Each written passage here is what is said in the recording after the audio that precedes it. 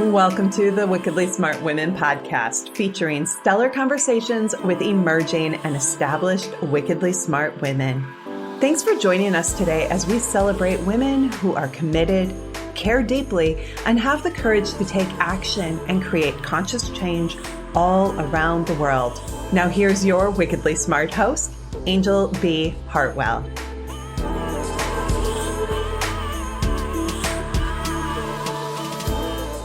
Welcome to another episode of the Wickedly Smart Women podcast, where we celebrate wickedly smart women and provide our listeners with a wealth of wisdom, along with immediately actionable steps to be smarter, spunkier, and more successful in their impact and their leadership.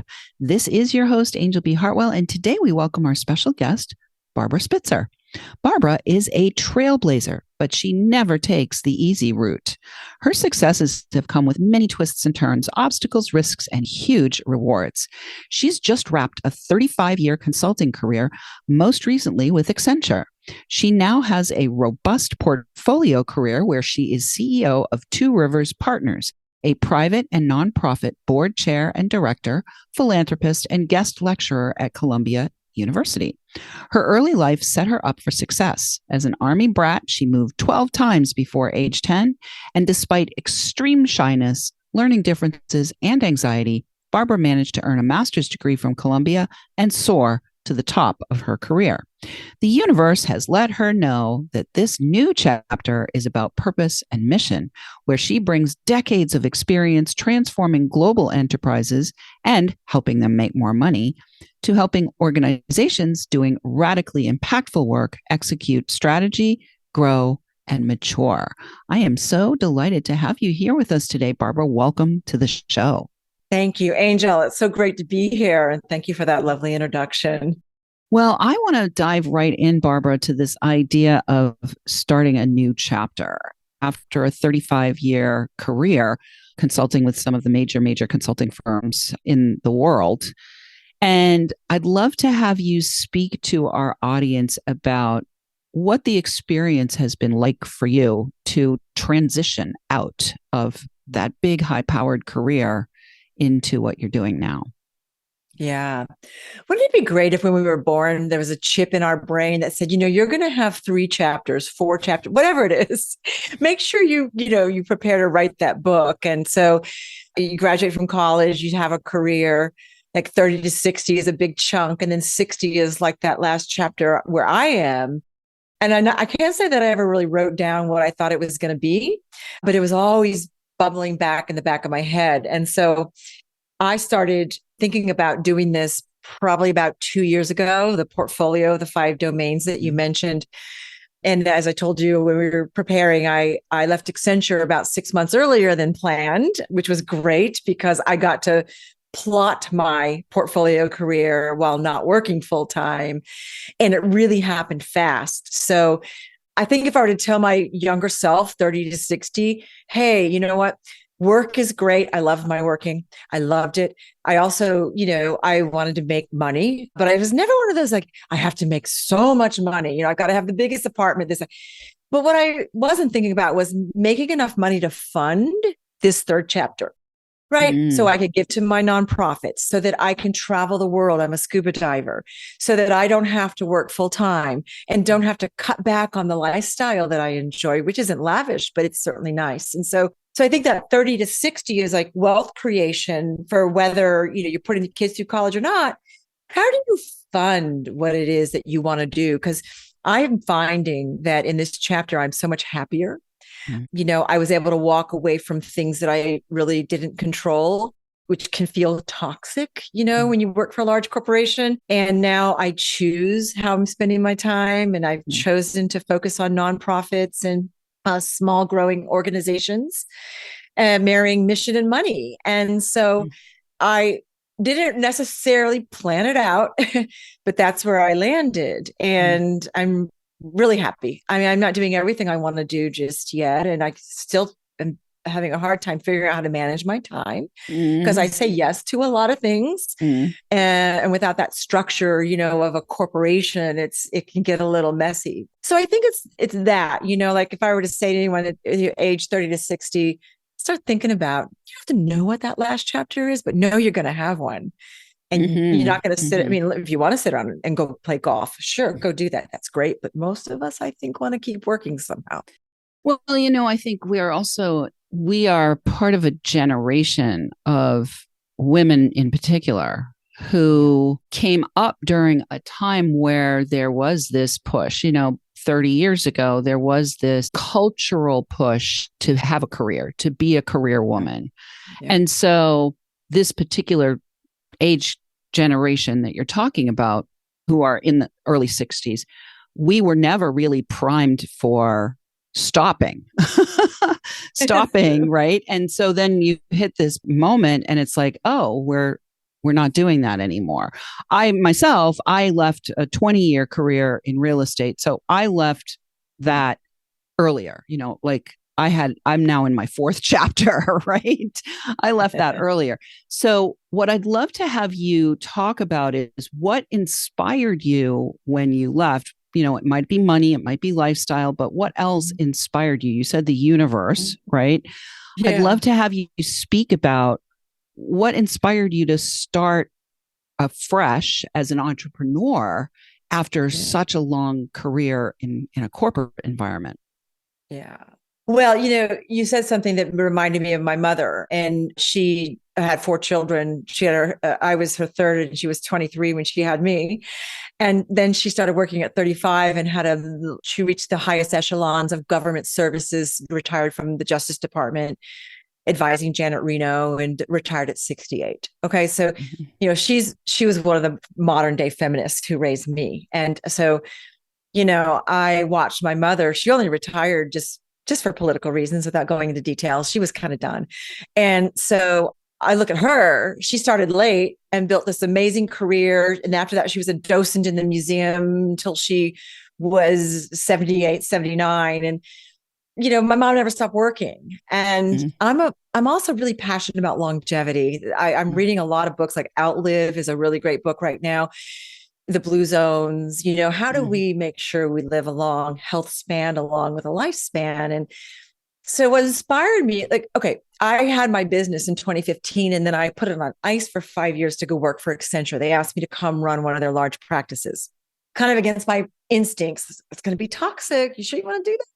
And I did. I'm glad I did. It's a great company, and it helped me create more of that wealth to fund this. But I always knew that it was a 5-year promise that I made. And that my last stint at Accenture, I was in the board and CEO advisory practice. So I got really interested in governance. I got my NACD certification. Some of my clients now, I do board assessments to help them figure out how to make their board effective. So it was sort of, knowing I was on a 5-year plan. Friday, February 1st was to be my retirement day this year. And I was planning, so I was working on it, and I think I'm going to reopen up Two Rivers Partners. I got on some nonprofit boards. I started figuring out where I can go teach.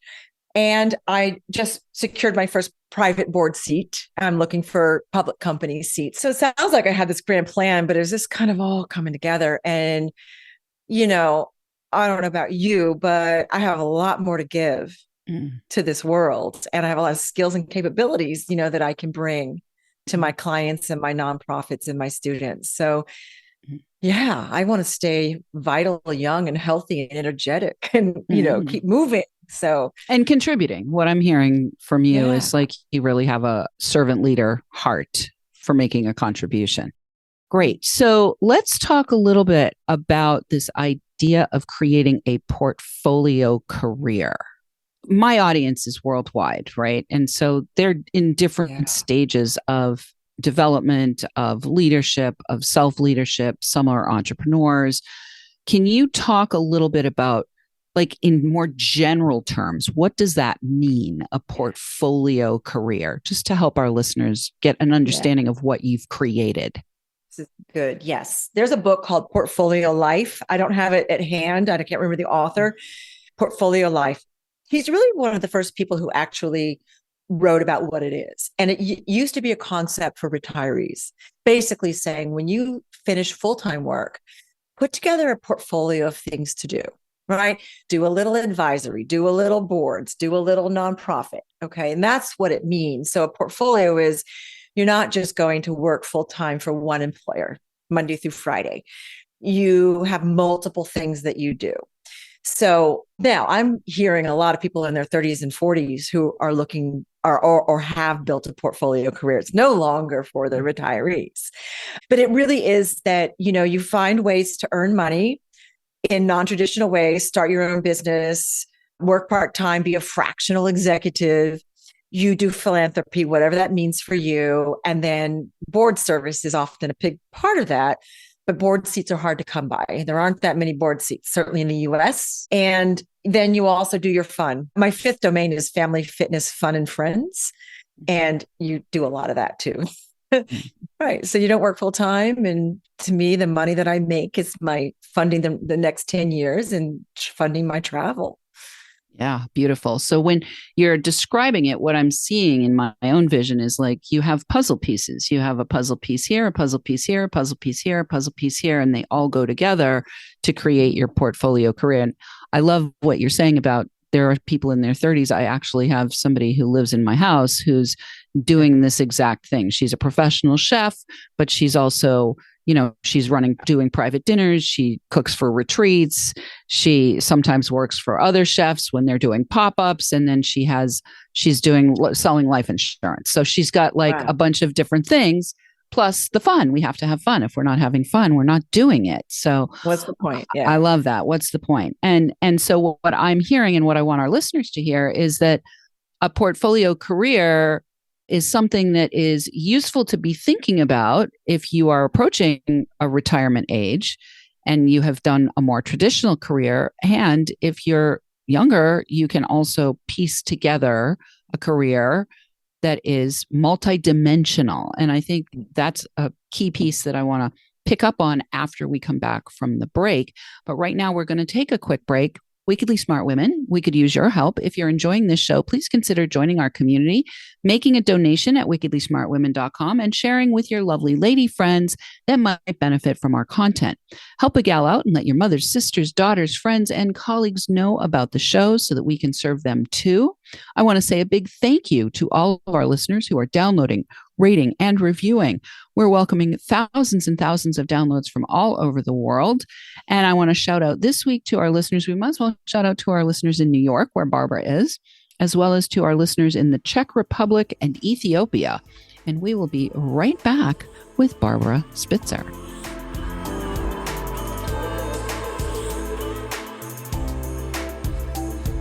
The Wickedly Smart Women podcast is brought to you by the Wealthy Life Mentor. Women, are you on the edge knowing that life is calling you to make a change? Are you ready to be part of the evolution of what it means to be a wickedly smart woman, creating your wealthy life by design? A life that is an extraordinary work of art. Anjel B. Hartwell, the Wealthy Life Mentor, is hired by women in transition. Women just like you who want to break through to their brilliance, become clear on the value of their wisdom, and embody a beauty-filled, balanced life of shameless self-expression. Discover your wealthy life readiness by taking the quiz at quiz.wealthylifementor.com.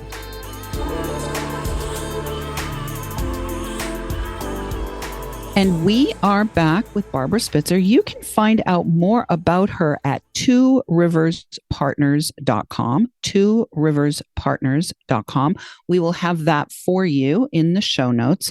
So before we went to the break, Barbara, we were talking about this idea of a portfolio career and being multidimensional. And I think it's very interesting because for many years, people were like, the paradigm was have a career, stay in that career, be there for 40 years, then retire. And then people became a little bit more what we'll call fractured, where it was like start in a career track, but move from company to company. And now we're talking about this idea of a portfolio career where you're doing multiple different things under this larger umbrella of your life. And so I'm curious, as you stepped into embracing the portfolio pathway, shall we say, what were some of your biggest challenges both in self-employment as well as in balancing the portfolio. Yeah, it's a good one. Good one. By the way, Gen Z has one up on us when it comes to portfolio careers. They wouldn't call it that, but I'm not a big generational labeler, but nonetheless, the younger folks are doing portfolio. Well, all right. So when I worked full time, I was a partner for 23 years. I had teams under me who did a lot of things. I had an executive assistant. I had a finance department that would do the invoicing and, manage the books. And so, now I do everything. Now I love to sit down and write a PowerPoint deck. That's great. I didn't get to do it for a while there. And I'm learning QuickBooks, I was outsourcing my executive assistant in QuickBooks to the Philippines. It just wasn't working out for me. And I said, I'm just going to do it myself. But so finding the right level of support, I'm really fortunate because one of my colleagues from Accenture left with me and she and I are partnering every step of the way. She's my senior managing director in my company and we just do all of our projects together. So finding people to work with and to provide services for you is key. I pay somebody to help me with my branding and marketing. I belong to several groups, where I have a networking opportunity. I took some time to go get some certifications and learn some new things. So it's about investing. My mother passed away in 2021 and I made a decision that I was going to carve out a portion of my inheritance to invest in myself to make this pivot. So you have to invest in yourself. You have to. So find a way to do it and figure out where you want to learn and get connected in, because being connected is super important. So finding the right services to help you, learning how to do it yourself when it makes sense, and then getting connected and learning new things are really the three things, because that's where you get the word of mouth leads. Like I haven't had to do any business development. All of my opportunities come through my relationships and word of mouth so far. So I think it's that, time management is really hard. I love to say yes to everything. I have 3 nonprofits, probably too many, but it is figuring out how to do your day. But, there's some days when I don't want to work and I give myself the permission and the grace to not work. But if a client needs something, obviously I dig in and I do the work. But if there's other things, I think I'm going to just take the afternoon off. You have to be able to do that and slow down and not feel compelled to be busy all the time. And that is hard. So there's a whole bunch of feelings and emotions and practicalities of doing this that I don't think you can really foresee them until you're in it. And you got to ride the wave, right? Exactly. It's fun. It's exhausting. It's scary. Yeah, I think it's the thing that the entrepreneur who comes from a corporate environment discovers is that they're the ones that have to go to Staples and buy the paper clips. You know what I mean? It's like, what? I can't just go down and get the paper clips. They don't magically just appear, or the Staples or whatever. Yeah, I love that. All right. Well, let's talk a little bit now about, I love this idea of wealth creation to fund what you want to do. And I think in particular, women in general, this is a generalization. Women in general are much more likely to be other focused. In other words, I'm creating wealth to fund my kids' college, or, make sure that the grandkids have whatever, a college ship, or to, underwrite my husband's things for having his own business or whatever. And so I'd love to have you speak about really, and maybe empower our listeners with the idea that your cup has to be filled to overflowing first. Yeah. Love that question. I never had children. I have 3 siblings, so I have 5 nieces and nephews who I love being Aunt Barb too. However, my primary organizing principle in this chapter is to not leave them a penny. I don't love them. I do. And if I do leave them money, yay. But however, I plan to enjoy my life and spend it, or have enough money when the time does come when I need support, I can afford that in my home, so So my mom had enough money to stay home, age at home, die at home. And I want that for myself as well. So I'm a big believer in the profit and loss or the balance sheet. Have whatever financial metaphor you want to use. But I was never one, I got to make as much money as possible. I got to have the biggest apartment in the minute. I love buying clothes. I love buying shoes, fund that part of where I get some joy. But I think it's really important. Like if I have children to put through college, I would have made that a priority, and I would have saved for that. I didn't. So my priority was saving for what I want to have happen 60 to 90. I'm going to say I live to 90, maybe 100 if I'm lucky. And so I made sure that I had that. So I went back to Accenture just to give it a bump, in terms of what I felt I needed. So I think I just think it's thinking about it, and planning for it. And I actually had a couple of pensions when I started working, and one I still have. It's tiny though. But, young people don't have those, and so they're really on their own in many ways. There's plenty of tools, but to figure out how to save and make it all happen. But just think about your profit and loss. If you want to leave your kids money, how much? And then subtract from there. Okay, what do you think you want to do? You want to travel? You like to travel? You like to play golf? You want to work? What might that look like? And I think spending the time to journal on that and be intentional about it. I started late in that, but I didn't start too late. So I think that to me, that's the most important thing. What is your primary principle when it comes to what you're going to do with the wealth that you've created once you stop working full time? Well, and the key words there are be intentional is what I'm going to reflect. You've got to be intentional. So Barbara, let's talk a little bit about some of the people that you're serving now and what organizations might benefit from being part of your portfolio of clients. Yeah, I love it. Yeah. Well, two of my clients are very large nonprofits. One of them is global in the sustainability arena. The other one is California based, but it's expanding across the US, and it's a healthcare workforce, closing the workforce shortage inside healthcare. And I'll talk about those two where I work with the CEOs. Believe it or not, probably believe it, but nonprofits can be quite political and extremely complex. And the CEOs oftentimes have a board that have a little more control than a corporate board would have. And so you're constantly fighting that this is management, this is governance, pleasing multiple stakeholders. And so I spend a lot of time with CEOs helping them navigate some of that complexity. My work, one of them was an assessment of the board. Was it fit for strategy as they pivot to a new strategy? The other one is growing and scaling the business after a significant new round of funding came through. And I'm working with a small startup. A former CEO client of mine bought a human capital company, and he's tapped me to help him figure out how to mature and grow it into something just one, maybe notch up from what they're doing now. So I'm also building his advisory board. So those are, some examples. I've got another nonprofit I'm doing a little HR work for, and another nonprofit that wants to do an assessment of their CEO. So, that's the kind of stuff I did at Accenture, charging a lot of money per day or per hour. And now I don't need to do that, and I can make these skills and capabilities accessible to these organizations that just don't have the deep pockets.